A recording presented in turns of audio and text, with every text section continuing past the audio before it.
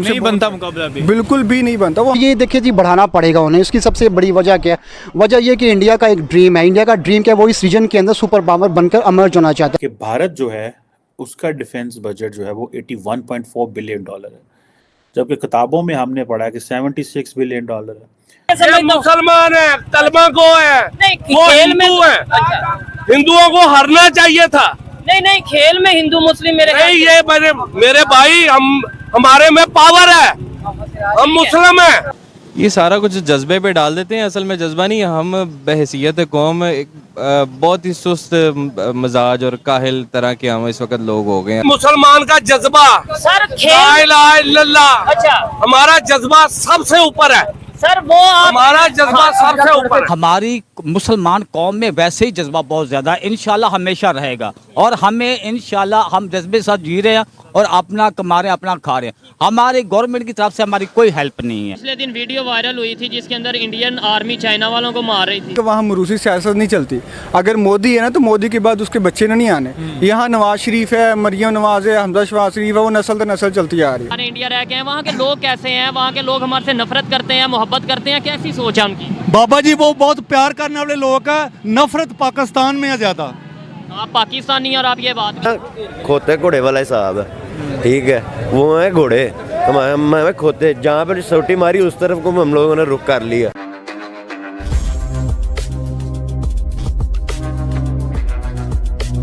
खान नस्ल दर नस्ल जो है ना वो सियासत चली जा रही है। और सबसे बड़ी बात यह है कि हमारी जो इन्फ्लेशन है वो बढ़ती जा रही है और लोगों की जो आमदनी है वो उधर की उधर, महंगाई बढ़ती जा रही है और आमदनी उधर की उधर की।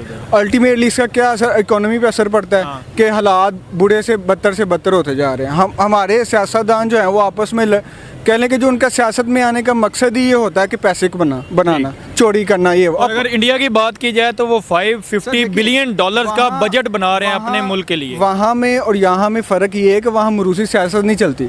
अगर मोदी है ना, तो मोदी के बाद उसके बच्चे नहीं आने। यहाँ नवाज शरीफ है, मरियम नवाज है, हमजा शवाज शरीफ है, वो नस्ल दर नस्ल चलती आ रही है। वहाँ ये चीज़ नहीं है जो कि, और उनका जो मेन फोकस होता है वो टेक्नोलॉजी पे होता है, बिजनेस पे होता है, नए कारोबार खोलना, टेक्नोलॉजी पे फोकस करना, इन सारी चीज़ों में, जिसकी वजह से वो बजट की बात की जाए तो इस बजट में जो है वो एजुकेशन पे बहुत ज़्यादा इन्वेस्ट किया जा रहा है। इस बजट में जो है इंफ्रास्ट्रक्चर पे बहुत ज़्यादा, रोड्स, बिल्डिंग्स, ये वो, मतलब जितना भी मॉल है इसमें किया जा रहा है। इस बजट में हेल्थ पे बहुत लगाया जा रहा है। इसमें जो है वो जो डिफेंस बजट है वो भी 13% बढ़ा दिया गया है। मतलब कि हर चीज़ में वो आगे से आगे निकलते जा रहे हैं। लेकिन हमारा आधे से ज़्यादा बजट तो हमारा आर्म फोर्सेस में लग जाता है ना, वो हमारा डिफेंस सिस्टम में लग जाता है। पीछे बच क्या जाता है? पीछे एजुकेशन पे क्या लगाना है, टेक्नोलॉजी पे क्या लगाना है, जो सर्विसेज देनी है लोगों को देनी है, उसमें क्या लगना है। तो हमारा आधे, मेरे ख्याल से जो डिफेंस में हमारा आधे से ज़्यादा बजट है उसको कम करना चाहिए।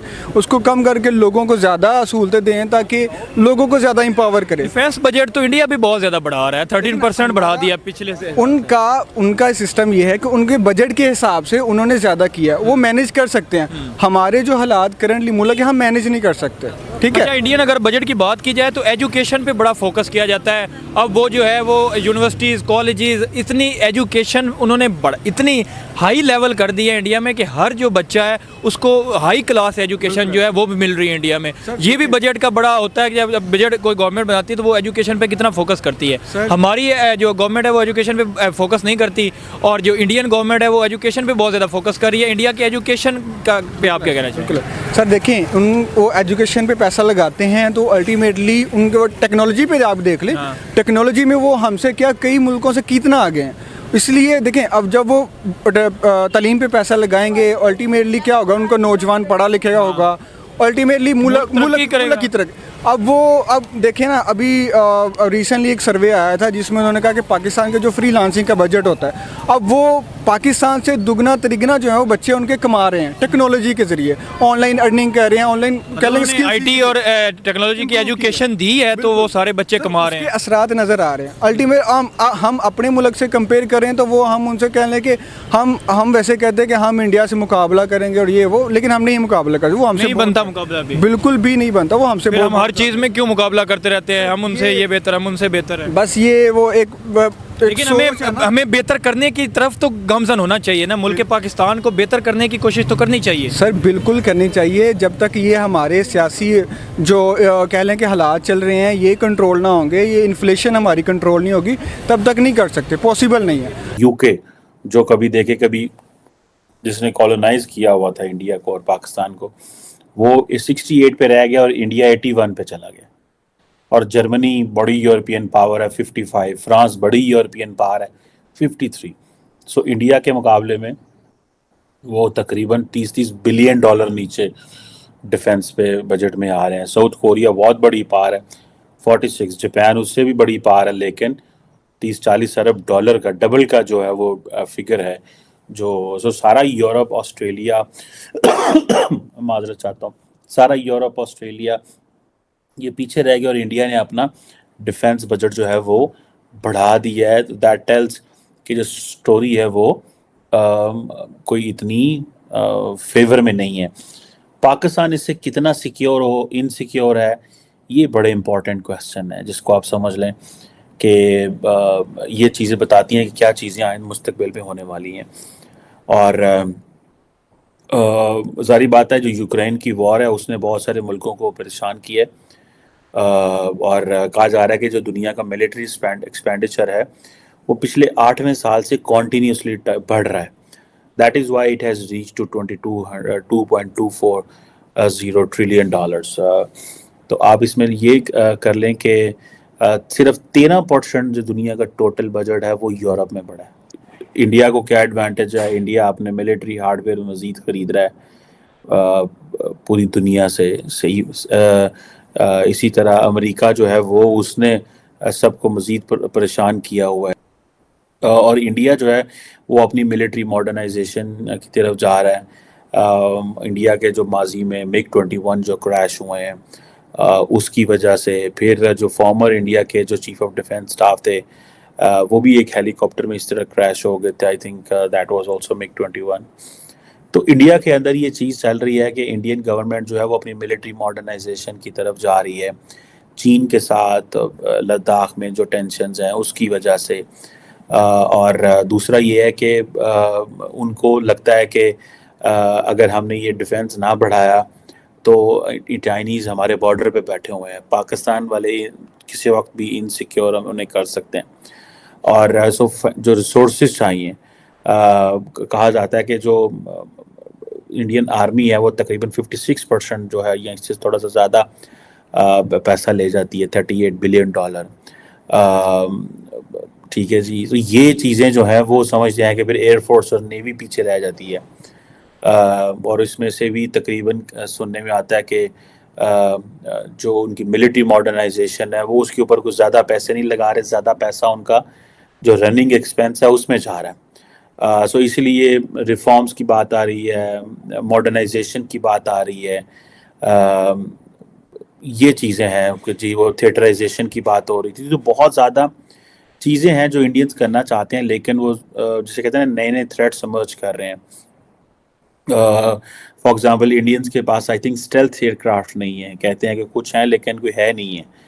राफेल अभी उनको मिला है जो कि जिसे आप वो कह लें कि ठीक है, अच्छा जो है वो जहाज़ है, ये फाइटर प्लेन है, लेकिन वो स्टेल्थ का ना होना वो समझते हैं कि दैट इज़ देयर वीकनेस। तो इससे कैसे आगे जाना और क्या करना है। और इसके लिए आपको पता है कि प्राइम मिनिस्टर मोदी ने वो जो एक अतमन भर, मुझे बार बार वो लफ्ज़ भूल जाता है, लेकिन वो जो जिसे कहते हैं ना मिलिट्री इक्विपमेंट एक्सपोर्ट करने की और इंडिजिनसली प्रोड्यूस करने की बात जो है वो हो रही है। सो ये एक बड़े पैमाने पे अभी फिर वो अपना, आपको याद होगा कि एयरक्राफ्ट कैरियर्स वगैरह भी लगा रहे हैं। और ये इंडिजनाइजेशन जो है वो आत्मनिर्भर भारत, आई थिंक लफ्ज़ मेरे ज़हन में आ गए, आत्मनिर्भर भारत इंडिजनाइजेशन जो है वो डिफेंस इक्विपमेंट की उसकी तरफ जा रहे हैं, जो कि वो बहुत ज़्यादा कर रहे हैं। दोस्तों, भारत डिफेंस के सेक्टर में बहुत ही ज़्यादा तेज़ी से एडवांस और आत्मनिर्भर होते जा रहा है। भारत न केवल खुद की चीज़ें बना पा रहा है, बल्कि उन्हें दूसरे देशों में एक्सपोर्ट करके उनसे बहुत सारी जॉब भी जनरेट कर पा रहा है और साथ में बहुत सारा मुनाफा भी कमा पा रहा है। दोस्तों हाल ही में भारतीय सेना की तरफ से ट्वीट करके ये बताया गया कि भारत अफ्रीका के एक मुस्लिम देश को मिलिट्री ट्रक एक्सपोर्ट करने जा रहा है और ये देश कोई और नहीं बल्कि मोरक्को है। दोस्तों डील के मुताबिक भारत मोरक्को की रॉयल एयरफोर्स को 92 6 पहिए वाले मिलिट्री ट्रक एक्सपोर्ट करने जा रहा है। आपको बता दें कि इस मिलिट्री ट्रक को टाटा कंपनी के द्वारा बनाया गया है और इन ट्रक में कई एडवांस और हाईटेक टेक्नोलॉजी का उपयोग किया गया है। दूसरी ओर मोरक्को की गवर्नमेंट की तरफ से ये बताया गया कि उन्हें भारत की तरफ से जल्द ही इन ट्रक की डिलीवरी मिलनी शुरू हो जाएगी। दोस्तों पिछले कुछ सालों से टाटा कंपनी ही नहीं, हिंदुस्तान एरोनॉटिक्स, BHEL और स्वदेशी ऐसी कई कंपनी है जो रक्षा क्षेत्र में बहुत ही एडवांस लेवल के हथियार बना रही है और उसे भारतीय सेना को तो दे ही रही है, लेकिन साथ में दूसरे देशों में भी एक्सपोर्ट कर रही है। दोस्तों आपको बता दें कि भारत दुनिया में हथियारों को इंपोर्ट करने में पहले पूरी दुनिया में पहले नंबर पर था, लेकिन अब धीरे धीरे करके भारत अपनी ज़रूरियात के हथियार अपने देश में ही बना रहा है और भारत का इंपोर्ट बिल भी धीरे धीरे कम होता हुआ दिखाई दे रहा है। दोस्तों वो दिन अब दूर नहीं जब भारत अपनी ज़रूरियात के सभी प्रकार के हथियार मेड इन इंडिया के तहत भारत में ही बनाएगा, साथ में अमेरिका और फ्रांस की तरह दूसरे देशों को भी एक्सपोर्ट करके मुनाफा कमाएगा। तो दोस्तों आपको आज का ये वीडियो कैसा लगा आप हमें कमेंट करके ज़रूर बताइए।